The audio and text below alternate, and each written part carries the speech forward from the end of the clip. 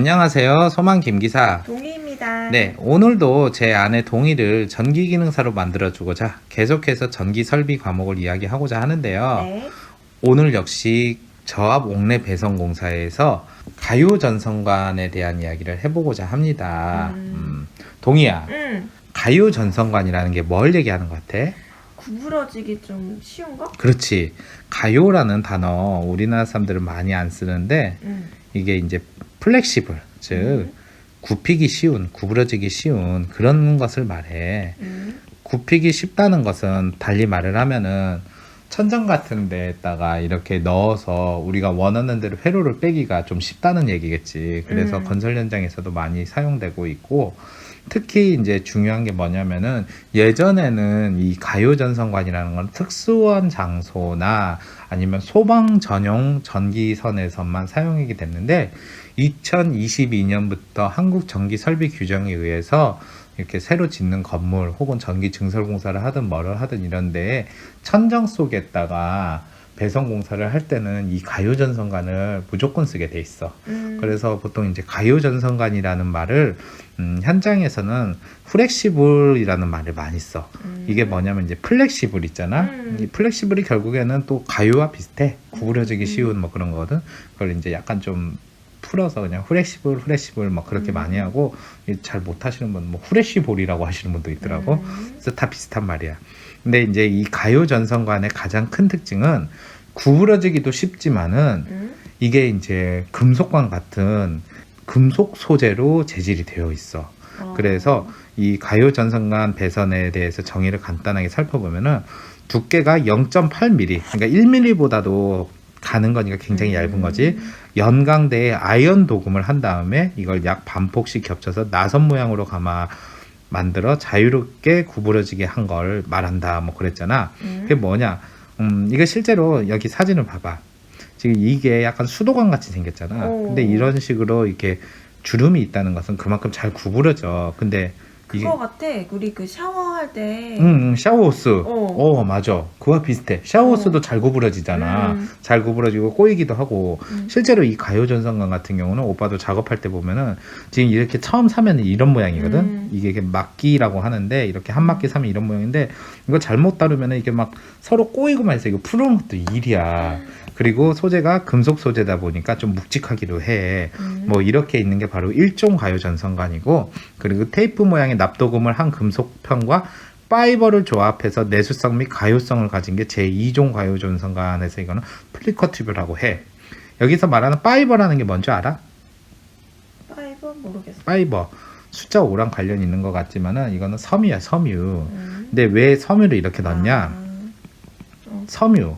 이게 금속관과 비슷하다면은 결국 여기 안에서 누전이 되거나 합선이 되면은 이 가요 전선관으로도 전류가 흐를 수 있겠지. 쫙 흘러버리면 큰 사고가 나잖아. 그래서 1종 가요 전선관 같은 경우에는 따로 어떤 절연이 안 돼 있는 정말 위험한 상태 그대로라면은 2종 가요 전선관 같은 경우는 이 안쪽에다가 그 절연 소재라고 할 수 있는 이 파이버, 즉 섬유를 넣어가지고 전류가 더 이상 흐르지 않게 그렇게 사용을 해. 그래가지고 결국 1종 가요 전선관과 2종 가요 전선관의 차이를 간단하게 얘기를 한다면은 1종 가요 전선관 같은 경우에는 그냥 우리 흔히 볼 수 있는 건축 현장에서 쓸 수 있는 좀 보급형, 그냥 많이 볼 수 있고 가격도 좀 저렴한 편이라면은 2종 가요 전선관 같은 경우에는 가격이 많이 비싸. 대신 아까 말했듯이 이 내부에 절연 소재도 되어 있다 보니까 절연 성능도 우수하고 내력 강도도 좋아. 내력 강도라는 것은 이 가요 전선관 자체의 강도, 기계적 강도를 말하거든. 전반적으로 튼튼하다 이거야. 그래서 이거는 이제 특별한 현장이나 화학 반도체 생산 현장 같은 데서 많이 사용한다. 그래서 1종보다는 2종이 더 좋다. 이렇게 생각하면 돼. 자, 그러다 보니까 이제 시설 장소에 있어서도 약간 차이가 있어. 1종 같은 경우에는 노출 장소나 점검 가능한 은폐 장소로서 건조한 장소에 한해서 사용할 수 있다. 벌써 제한이 있잖아. 건조한 장소에 한해서 쓸 수 있다는 건 거꾸로 말하면은 습기가 많은 쪽에서는 쓸 수 없다는 얘기겠지. 그리고 옥내 배선 사용 전압이 400V를 초과한 경우에는 전동기 접속과 가요성을 요하는 부분에서도 사용이 가능하다.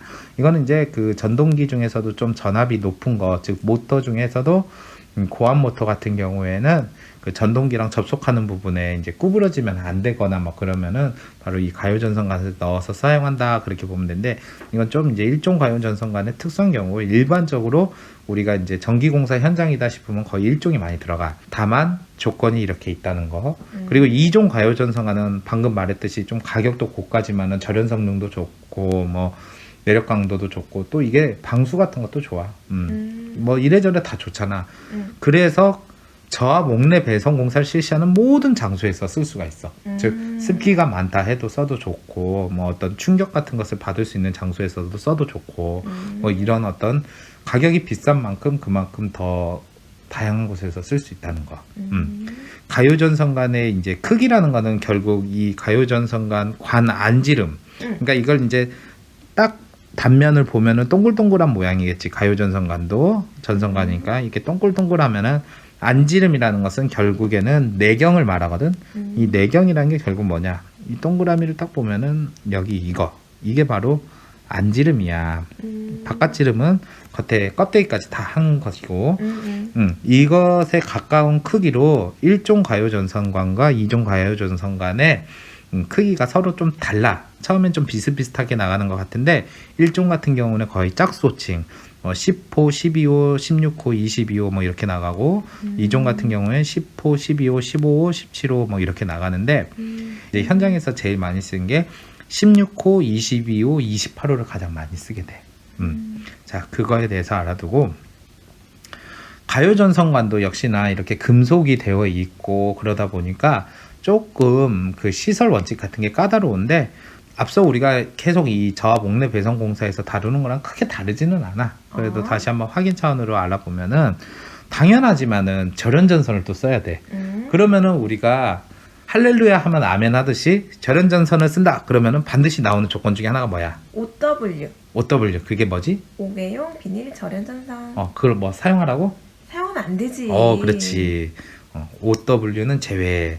이거는 정말 철떡철떡 나온다 보면 돼. 그냥 진짜 자다가도 누가 쿡 찌르면 떨리면서 쓰면 안 돼. 그냥 나와요. 구미는 IR 아니었어?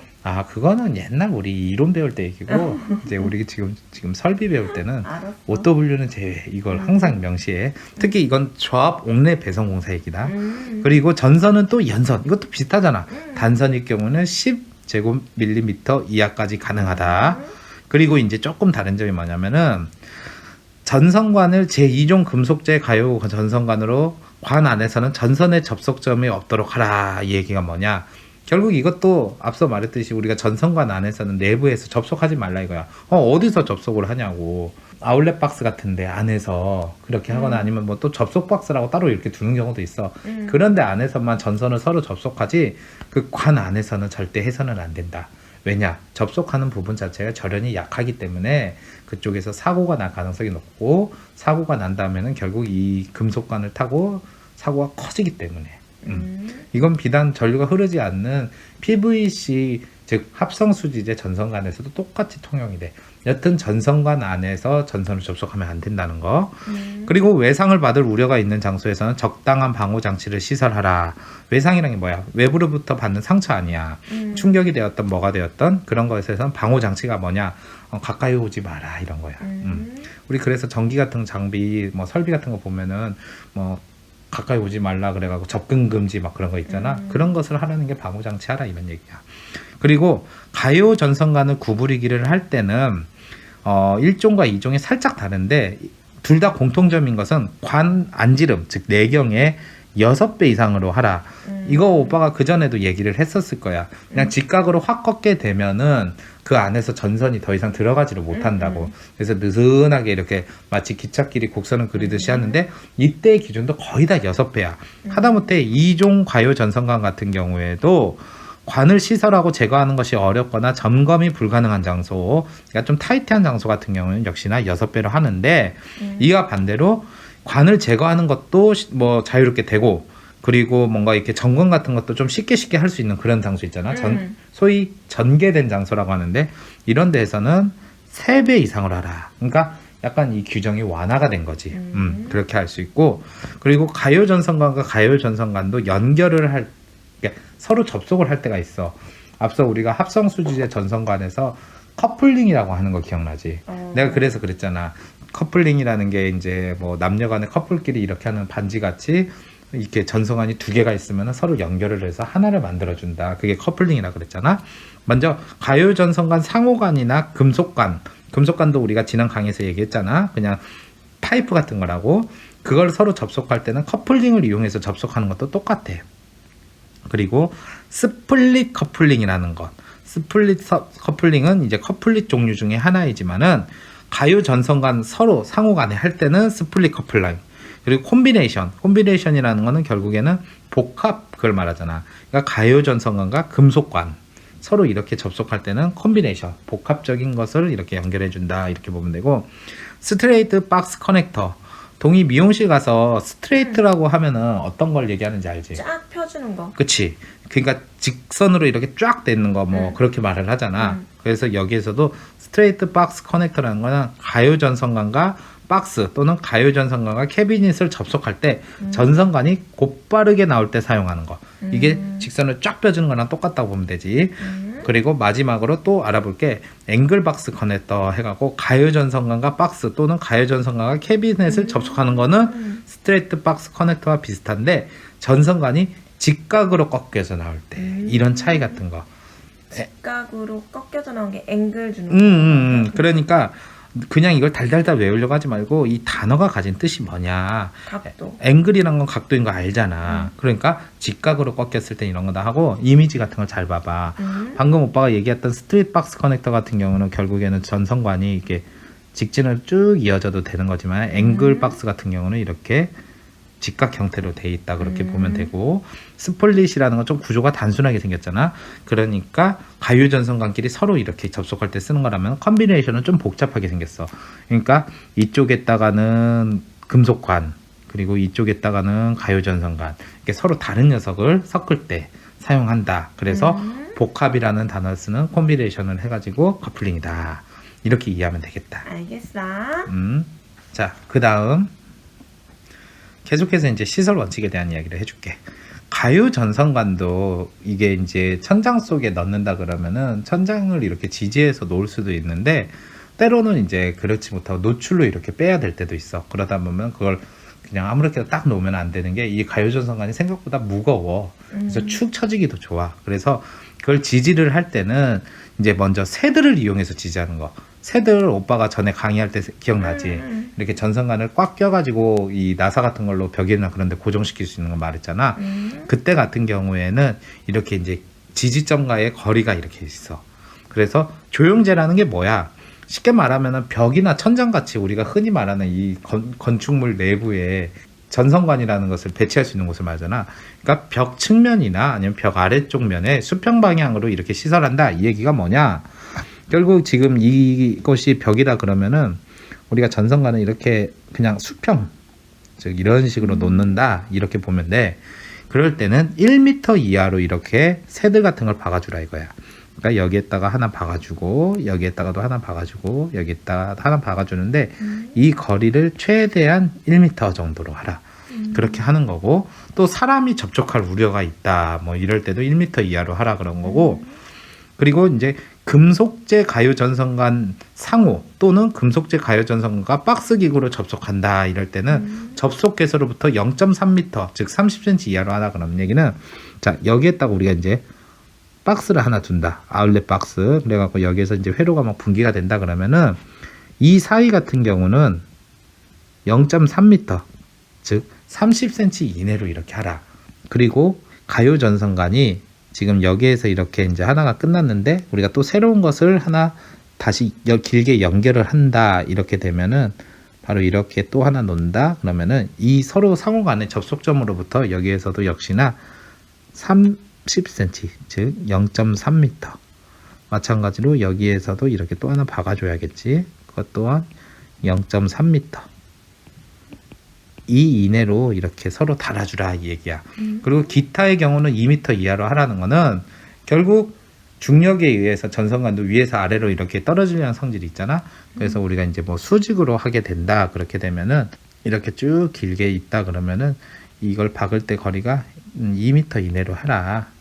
이런 경우에는 그렇게 이제 좀 여유가 있게, 어차피 아래로 이렇게 중력 때문에 처지지 않고 쭉 펴지려는 성질을 갖고 있기 때문에 뭐 이런 것에 대해서 알아두고, 그리고 앞서 우리가 이제 전선관 하면 계속 나왔던 거, 가요 전선관 내의 전선 단면적은 서로 다른 굵기의 전선, 즉 4제곱밀리미터 전선과 6제곱밀리미터 같은 전선을 같이 넣을 때는 바로 32% 이하로 하라. 이 개념도 그때 이 아빠가 설명해 줬을 거야. 이 단면을 원형으로 딱 봤을 때 서로 다른 굵기일 때는 32%, 그리고 전선 굵기가 동일하면서 관의 굴곡이 심하지 않아 전선을 쉽게 교체할 수 있는 경우에는 48% 이하로 해라. 근데 왜 이렇게 100% 꽉꽉 안 채우고 50%도 안 되게 어떻게 하는지 알아? 여유를 두나? 일부러 여유를 둬. 왜 그렇게 해? 그냥 꽉꽉 채우는 게 이 비싼 전선관 가격도 아낄 수 있는데, 이거는 현장에서 일하는 사람이면 쉽게 할 수 있어. 왜냐하면은 첫 번째가 이거 선을 넣고 빼는 데 있어서 꽉 차면은 쉽게 넣고 빠지지가 않아. 그래서 여기서 조건이 달려 있잖아. 쉽게 전선을 교체할 수 있는. 교체가 뭐야? 빼고 다시 넣는 거 아니야. 그때는 이렇게 48%, 절반 가까이 이렇게 넣어도 되지. 그리고 또 하나가 뭐냐면은 기본적으로 전선에 전류가 흐르면 열이 발생하잖아. 근데 너무 이렇게 서로 붙어 있어 봐. 우리 버스나 이런 데에서도 사람들이 막 옹겨부터 타 있으면 더 덥게 느껴지지. 마찬가지로 전선관 안에 전선이 이렇게 꽉 차 있으면은 전선관 안에서 더 열이 많이 발생하기 때문에 별로 좋지 않기 때문에 여유를 두는 거야. 그러니까 누누이 말했지만 이 설비라는 거는 이렇게 책만 갖고 공부해서는 쉽게 이해는 안 가. 근데 현장 나와서 일 돌아가는 것을 잘 보다 보면은 아, 그 얘기가 그 얘기구나 하는 게 많고, 오빠는 이렇게 현장에서 직접 일을 하니까 솔직히 설비는 예습 같은 거 필요 없이 그냥 보자마자 바로 아, 이게 뭔 얘기구나 하고 동의한테 설명할 수 있어서 행복하고 들떠. 자, 그리고 당연하지만 금속으로 돼 있기 때문에 접지 공사는 하라 이 얘기야. 어디든지 하여튼 금속 재질로 된 전선관은 반드시 그 금속 재질로 된 전선관 자체도 접지 공사를 하라. 그거는 우리 동의도 꼭 기억을 해. 자, 그리고 이제 가요 전선관의 종류를 간단하게 그림을 그렸는데, 오빠가 앞서 얘기했듯이 1종 가요 전선 같은 경우는 그냥 기본형이라고. 근데 여기에서도 뭐 표준형이 있고 응용형이 있고 그래. 전반적으로 응용형이 좀 더 비싸기는 해. 그리고 1종이라 해도 뭐든지 이렇게 그 피복 같은 게 없는 것은 아니야. 근데 이 피복이 내부에 달려 있다 그러면은 2종인 거고, 외부에 달려있는 1종도 있어. 그걸 가리켜 비닐 피복 1종 가요 전선관 그러거든. 그러니까 이 전선관의 단면을 딱 보면은 바로 그 겉에층에 이렇게 비닐층이 되어 있어가지고 뭐 절연 효과는 어느 정도 줄 수는 있겠지. 하지만은 안에서 이렇게 합선이 나거나 그런 거에 있어서는 제대로 못 막는 경우도 있거든. 그런 것까지 쓰려면 바로 2종 가요 전선관을 써야 돼. 그래서 2종 가요 전선관을 딱 이렇게 확대해서 보면은 바로 이 내층이 뭐야? 안쪽에 있는 그 층을 말하는 거잖아. 여기 보면 비금속 조편, 아까 말했던 파이버, 즉 섬유 소재 같이 금속재가 아닌 것으로 이렇게 넣었다. 즉 2종 가요 전선관은 절연 성능도 우수하고, 그리고 보다시피 외층, 중간층, 내층 이렇게 세 가지로 돼 있잖아. 그러니까 그만큼 그 내력 강도도 우수하고, 또 이렇게 외부에 뭐 수분 같은 걸로부터도 보호가 될 수 있기 때문에 모든 공사 현장에서 다 쓸 수 있다는 게 2종 가요 전선관의 어떤 장점이야. 자, 그 다음 이거는 오빠가 실제로 시공했던, 방금까지 설명했던 가요 전선관의 모습이야. 이게 이제 16파이, 16호, 아까 말했던 그 사이즈로서 1종 가요 전선관이 이렇게 되는데, 보면은 알겠지만은 이렇게 잘 구부러져. S자 형태로 이렇게 꾸불꾸불 구부러지고, 이건 이제 전등선에서 뺀 건데, 이 끝부분에 이렇게 달려 있는 이유가 뭐냐면은, 이걸 안 단 상태에서 바로 우리가 이렇게 그 전선을 넣으면 이 전선 피복이 비닐 재질이거든. 이런 게 찢어지거나 이러면은 또 누전 위험이 있고 합선이 날 수 있기 때문에 이 부분에 마무리를 잘하는 게 되게 중요해. 그리고 이거는 이제 오빠가 박스 같은 걸 달기 전에 이렇게 커넥터를 한 거거든. 그래가지고 이런 것을 일일이 나사로 풀르고 뭐 조이고 해야 돼서 손이 많이 가기는 해. 하지만은 뭐 이제 규정으로서 무조건 하라 그러니까 이렇게 설치를 했는데 좀 힘들어 작업이. 이게 바로 금속재 가요 전선관이 현장에서는 이런 모습이다 이렇게 보면 된다. 그러면 이제 새로운 걸 또 배우러 가자. 자, 이번에는 덕트 배선 공사에 대해서 얘기해 줄게. 덕트라는 용어 동의 들어본 적 있어? 모르겠는데? 오빠도 사실 아버지랑 같이 현장 일을 하면서 알게 됐는데, 현장 아저씨들이 이 덕트를 닥트라고 해. 닥트. 그래서 보통 이제 전기 쪽에서도 덕트라는 용어를 쓰지만은 전기가 아닌 그 공조 장치, 즉 환풍, 냉방, 난방 이런 거 하시는 분도 덕트를 굉장히 많이 사용하는 게 우리 일반 사는 집 같은 데는 없지만 큰 사무실 같은 데 보면은 위에 구멍이 뽕뽕뽕 뚫려 있는 환풍기가 있거든. 그 환풍기에 있는 공기를 어떻게 빼주냐면은 큰 공기 통로 같은 것을 만들어서 밖으로 빼준단 말이야. 근데 이제 천정석을 들여다보면 바로 보여. 그걸 덕트라고 하는데 그와 마찬가지로 전기 쪽에서의 덕트도 그런 구조물을 만드는데 공기를 빼는 게 아니라 그 안으로 전선을 넣는 것이 바로 덕트 배선 공사야. 덕트 배선 공사도 종류가 좀 여러 가지가 있어. 지금 우리가 다룰 금속 덕트 배선 공사도 있고, 뭐 플로어 덕트라는 것도 있고, 버스 덕트, 그리고 뭐 나이팅 덕트, 셀룰러 덕트 굉장히 종류가 많은데 이제 대표적인 거 세 가지: 금속 덕트, 플로어 덕트, 그리고 버스 덕트까지 이렇게 다루려고 해. 그래서 덕트 공사다 그러면은 방금 말했듯이 공기 통로 같은 걸 얘기를 했잖아. 그런데 이게 이제 우리가 전에 강의에서 얘기했던 몰드 공사와 다른 점이 뭐냐면 전반적으로 스케일이 커. 그래서 금속 덕트를 예를 들면은 똑같은 이런 그 금속 몰드 같이 생긴데 폭이 5cm가 넘어. 역으로 말하면 폭이 5cm가 안 된다 그러면 금속 몰드 공사야. 그리고 두께가 1.2mm 이상의 강판이라는 건 결국 철판을 말하거든. 아니면은 그 이상의 세기를 가진 금속재를 이용해서 제작을 하고, 산화 방지. 이게 덕트가 녹이 있으면 안 되잖아. 녹이 안 생기게 아연 도금 같은 것을 하거나 에나멜 같은 걸로 피복을 한다 보면 돼. 그렇게 돼 있는 것이 바로 덕트 배선 공사고, 사실 오빠도 얼마 전에 공사했던 곳이 이렇게 금속 덕트가 있어서 사진도 있어. 이따가 보여줄게. 그래. 그리고 이 금속 덕트 배선 공사는 일반 집이나 아니면 상가 이런 데보다는 공장 같은 데, 비닐하우스 같은 데서 많이 볼 수가 있어. 그래서 시설 장소는 옥내, 즉 실내의 건조한 장소나 노출 장소, 또 점검이 가능한 은폐 장소에 한해서 시설할 수 있다 이거야. 그래서 여기서도 써있네. 공장이나 빌딩의 간선 같은 다수의 전선에 수용할 수 있는 시설. 빌딩의 간선이라는 거는 각 사무실마다 이렇게 있는 경우도 있지만은 그와는 달리 이제 빌딩 내에서도 가장 메인이 되는 전선 같은 걸 간선이라고 보면 되거든. 그러니까 우리나라 그 고속도로망으로 보면 우리나라 가장 대표하는 고속도로가 경부고속도로잖아. 그런 것이 전기에서는 간선이란 말이야. 근데 건물의 간선 같은 경우는 굉장히 굵은 전선들이 여러 가닥이 지나가겠지. 그런 것을 할 때 바로 이런 덕트 배선, 금속 덕트 배선 공사를 한다 이거고. 자, 시설 원칙. 뻔한 얘기야. 전선은 절연 전선을 사용하고 할렐루야 하면 아멘 나오듯이 OW 전선은 제외. 그치, 이거는 반드시 따라오고, 똑같은 거 또 나와. 덕트 내에서는 전선의 접속점이 없게 한다. 그리고 덕트 내에 넣는 전선은 절연문을 포함한 게, 여기서는 잘 봐. 우리 관 같은 경우에는 서로 다른 굵기면 32%, 같은 굵기는 48%로 외웠지. 근데 이 덕트는 좀 달라. 자, 절연물을 포함한 단면적의 총합이 20% 이하가 되게 하라, 이런 차이가 있는데, 그 덕트 내에 들어있는 전선은 30본, 즉 30가닥 이하로 맞추라 이거야. 예전에 우리가 몰드 했을 때는 되게 타이트해서 10본, 즉 10가닥이라고 했잖아. 그래도 이 덕트 배선은 좀 부피가 크기 때문에 30본 이하로 하라 이런 거고, 반면에 이제 간단한 신호 같은 걸 주는 제어 회로나 뭐 출퇴근 이런 등 같은 경우에는 50% 이하까지도 가능하다 그러고, 덕트의 지지점 간 거리는 3m 이하라라. 이제 지지점도 뭔지 알겠지. 덕트가 이렇게 딱 돼 있으면은 여기와 여기 사이에 이렇게 또 물려 있다 그러면은 얘를 바닥에 놓든 위에서 놓든 뭔가 이렇게 지지할 수 있는 걸 만들잖아. 이거는 앞서 우리가 이제 가요 전선관도 그렇고 다른 전선관도 그랬지만 그런 건 뭐 1.5m 막 그런다면은 덕트 같은 경우에는 3m 이하로 하라 그러고, 그리고 취급자 위에는 출입할 수 없는 곳, 말이 어려운데 한마디로 말해서 일반인이 올 수 없는 곳 같은 경우에는 수직으로 하는 경우, 즉 뭐 1층과 2층, 3층, 4층 이렇게 쭉 이렇게 놓는 경우에는 6m 이하까지도 가능하다는 거는 지지점과 지지점 사이를 그만큼 널찍하게 해도 괜찮다 이런 얘기야. 그래서 이런 차이 같은 것도 알자. 실제로 빌딩 같은 데 보면은 동의는 반나무로인데 EPS실이라고 있어.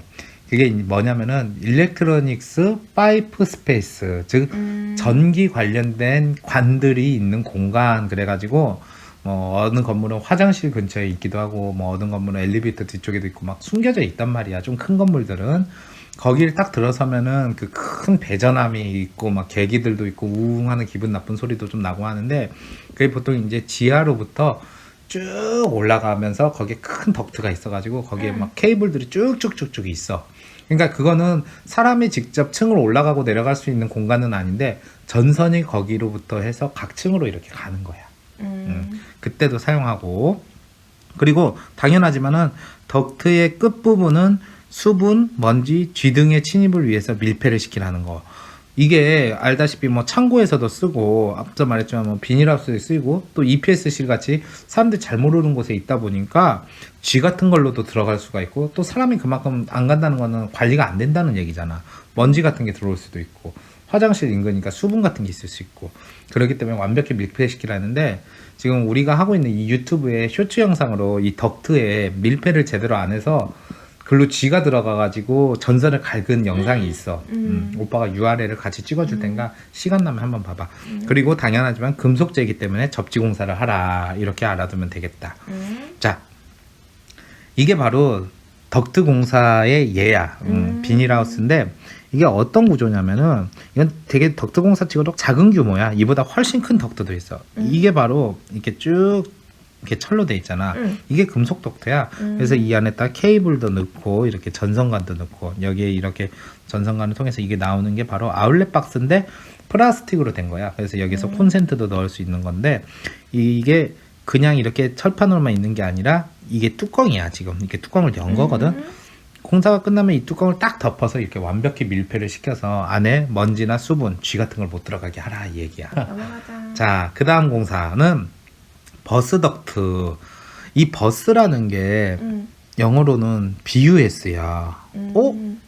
BUS는 버스지. 그냥 버스, 시내버스, 고속버스. 그러면은 이거랑 뭐 관련이 있을까?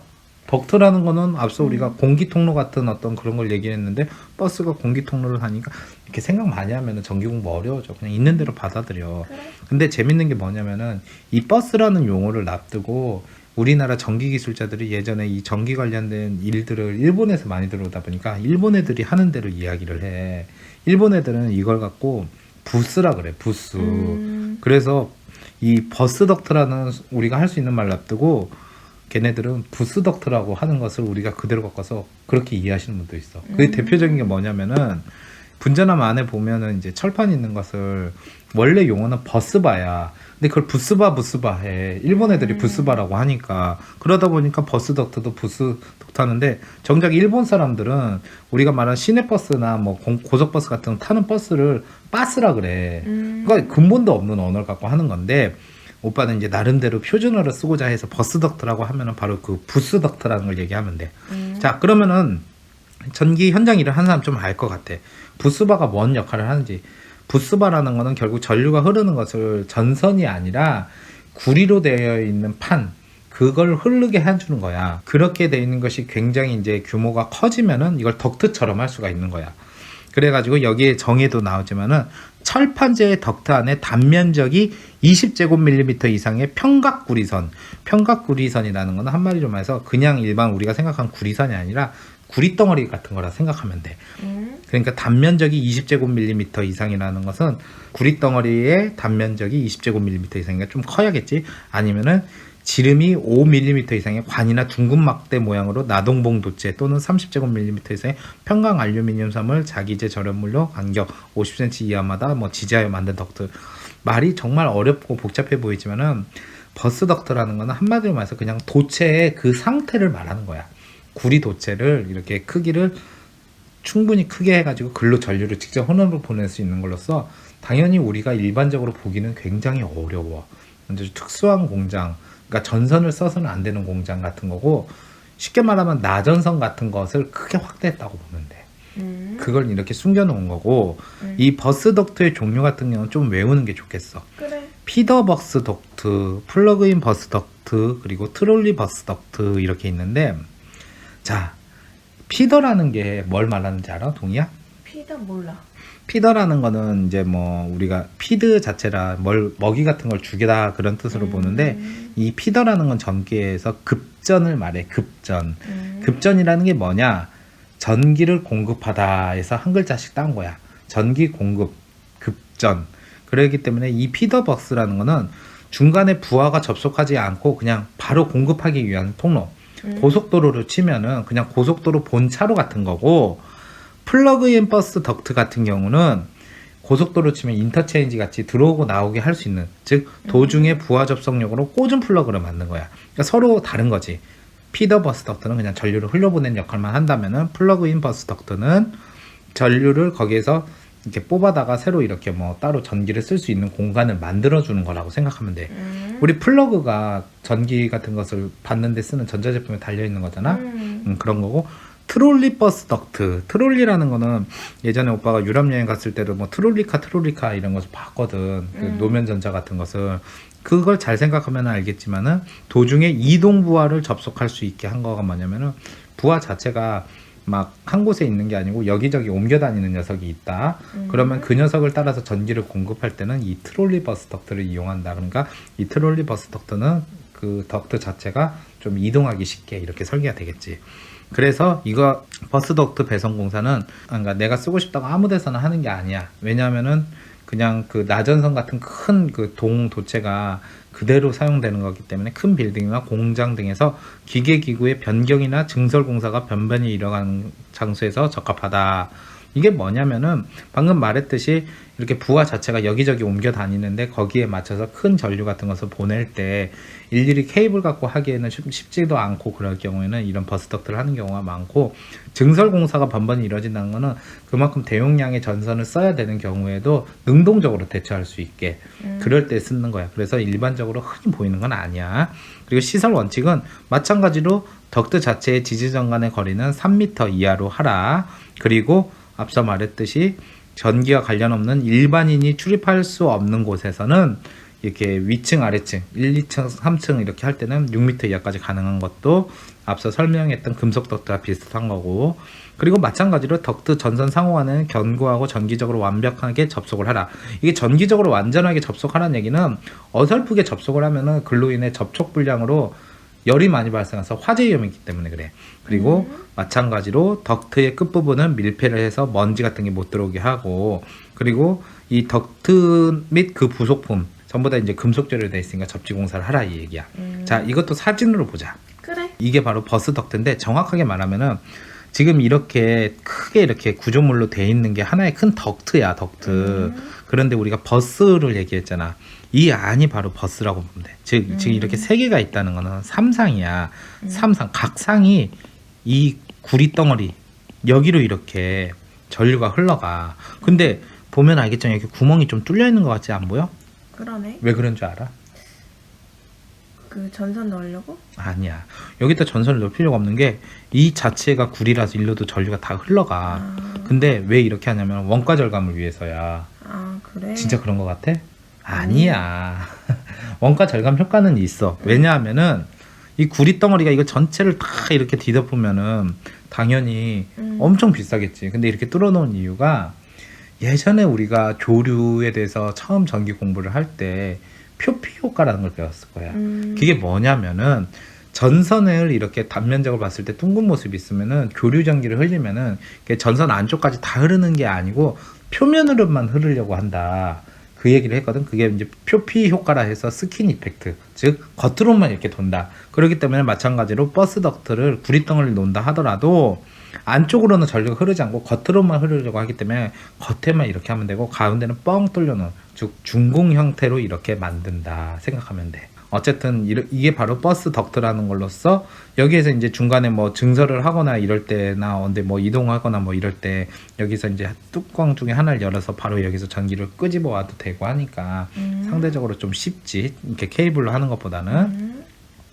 자, 마지막으로 플로우 덕트에 대한 이야기를 해보자. 그래. 플로우 덕트, 플로우라는 게 뭘 말할까? 바닥. 바닥을 말하지. 그러면은 바닥 덕트 배선, 바닥에 전기가 흐른다고? 어디에서 볼 수 있을 것 같아? 쇼핑몰. 그렇지.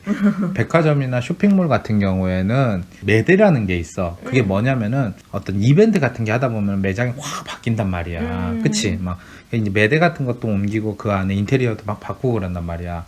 그러면은 그런 매대에 맞춰서 콘센트를 일일이 설치를 하고 그러면은 뭐 전기공사가 쉽지도 않아. 더군다나 이 백화점은 그 특성상 고객이 있을 때 전기공사를 하면 안 돼. 언제 하냐? 모두 사람들이 집에 가고 나서 그 새벽 시간대 해야 돼. 근데 공사가 금방금방 끝나지도 않아. 뭐 그렇다 해서 이 백화점에서는 매출을 위해서 또 빨리빨리 공사하기를 원하고 그러다 보니까 아예 그 백화점이라고 하는 공간 바닥에다가 전선들을 다 매설을 해가지고 중간중간에 전기를 따올 수 있는 콘센트나 아니면 그런 연결할 수 있는 부분 같은 것을 만들어놔. 그래서 백화점 바닥이나 쇼핑몰 바닥 같은 데를 자세히 보면은 마치 저금통 형태로 둥글게 되어 있으면서 여기에 이렇게 뭔가 저금통 같이 동전을 하나 넣을 수 있는. 동전보다는 큰 걸 넣을 수 있는 게 이렇게 딱 있어. 그래가지고 여기에다가 딱 뭔가를 넣어서 휙 돌리면 이렇게 팍 열려. 그 안을 딱 열어보면 뭐 콘센트가 있거나 아니면 전기를 뺄 수 있는 구조가 돼 있거나 막 이래. 그리고 또 딴 데 가면 차단기도 있고. 전에 오빠가 공사했던 데 중에 하나가 이제 코엑스도 이런 게 있는데 코엑스도 다 이런 플로우 덕트가 돼 있어가지고 전기를 어디서 공급받냐 그러면은 저쪽 벽 어디 있는 분전반에서 이렇게 전기를 공급받아서 전선을 길게 쭉 늘려서 하면은 사람들이 싫어해. 걸려서 넘어지면 큰일 나. 잘못 밟아서 합선 나도 큰일 나. 그러니까 애초에 시공할 때부터 바닥 아래에 배선하는 게 바로 플로우 덕트야. 그 얘기가 이거야. 강철제 덕트를 콘크리트 바닥 지면에 부설하는 방식으로서 바닥면에 원하는 장소에서 전화선, 콘센트 전원을 인출하여야 하는 시설로 덕트 및 박스 기타 부속품은 2.0mm 이상의 강판으로 견고하게 제작하고 아연 도금이나 에나멜 등의 피복한 걸 사용한다. 여기서 중요한 게 2.0mm 이상이면 제법 두꺼워. 왜 그런 걸 놓냐면 사람들이 밟고 다니는 곳이기 때문에 튼튼하게 만들어야 돼. 그리고 이렇게 시공할 김에 우리 전기만 쏠랑 이렇게 하지는 않아. 보통 다른 방금 말했듯이 전화선, 통신선, 인터넷선 이런 것도 같이 이렇게 묻어. 어차피 바닥 밑으로 이렇게 이것저것 기어다니게 하려면 그런 것도 쓸 수가 있기 때문에 그렇게 하고 그래서 이런 거 시설 장소는 결국 옥내 건조한 콘크리트. 왜냐하면은 바닥 같은데 이렇게 물 청소를 하면서 물을 쫙 찌그렸는데 바닥 그 플로우 덕트에 있는 콘센트에 물이 들어가 봐. 안 되잖아. 안 되지. 그래서 건조한 장소에서 하고 신도 콘크리트 내 플로어 내에 매입할 경우에 하나여 시설할 수 있다는 거는 제법 조건이 까다롭다는 거야. 그래서 플로우 덕트가 있는 뭐 백화점이나 쇼핑몰 같은 경우에는 청소를 하실 때 보면은 그 물걸레 같은 걸로 쓱쓱 이렇게 밀기는 하지만은 물을 쫙 찌그러면서 청소는 절대 안 해. 큰일 나. 자, 시설 원칙. 전선은 반드시 절연전선. 예외는 OW 전선. 그치. 그리고 전선은 연선을 쓰고 단선일 경우에는 10제곱밀리미터 이하. 그리고 전선의 접속은 반드시 전용의 접속함 안에서 하라. 그리고 분기하는 경우에는 그 접속점을 쉽게 정한. 한마디로 말해서 이 플로우 덕트도 전선관처럼 이 안에 여기저기 이렇게 전기가 다닐 수 있는 통로가 있단 말이야. 그 통로에서 전선을 접속하지 말고 접속점 그 해당되는 그런 곳에서만 하라 이 얘기야. 당연하지만 누전이 생기는데 접속점이 아닌 엉뚱한 데에서 이렇게 누전이 생겨봐 고치기가 쉽지가 않아. 플로우 덕트는 아예 바닥을 뜯어내거나 그래야 되니까. 그리고 똑같아. 절연 전선을 동일 덕트 내에 낼 때는 전선의 단면적은 전선 피복 절연물을 포함한 단면적의 총합계가 덕트 내에 여기서는 32%다. 자, 이런 차이, 그러니까 이런 수치 같은 것을 잘 봐둬야 돼. 그러니까 이런 것을 좀 외우는 게 좋고 당연하지만 플로우 덕트도 접지 공사를 하라 이런 얘기야. 알겠어. 자, 그리고 마지막으로 왼쪽 위에 있는 사진이 플로우 덕트가 어떻게 되냐. 이게 지금 바닥의 모습이야. 그래가지고 이 덕트 안으로 이렇게 전선들이나 아까 말했던 통신선, 뭐 인터넷선 이런 것들이 다 다녀. 그리고 이 네모난 박스가 결국에는 접속점이 되기도 하지만은 이런 데를 이렇게 빼면 바로 오른쪽 아래 있는 사진같이 콘센트가 이렇게 있고 그리고 여기 보면은 랜선을 꽂을 수 있는 게 있어. 통신선, 전기선이 같이 다닌다 그랬잖아. 그러니까 이 바닥 아래로 이렇게 전기들이 이렇게 슉슉 가고 또 여기서 갈라져서 이렇게 가는 것도 있을 수 있고 이쪽은 뭐 랜선이 가겠지. 바로 이게 이렇게 돼 있다 이렇게 보면 돼. 알겠어. 그래서 이 플로우 덕트 같은 경우에는 우리가 인식하지는 않지만은 생각외로 많은 곳에 많은 곳에 있어. 어때? 공사 현장 이야기를 해보니까 전기가 좀 친숙하지는 않아? 아직까지는. 지금까지도 친숙하지 않는다면은 그냥 자격증만 따야겠다. 열심히 하느냐고 고생 많았고 하나 둘 셋 하면 화이팅 하자. 하나 둘 셋 화이팅!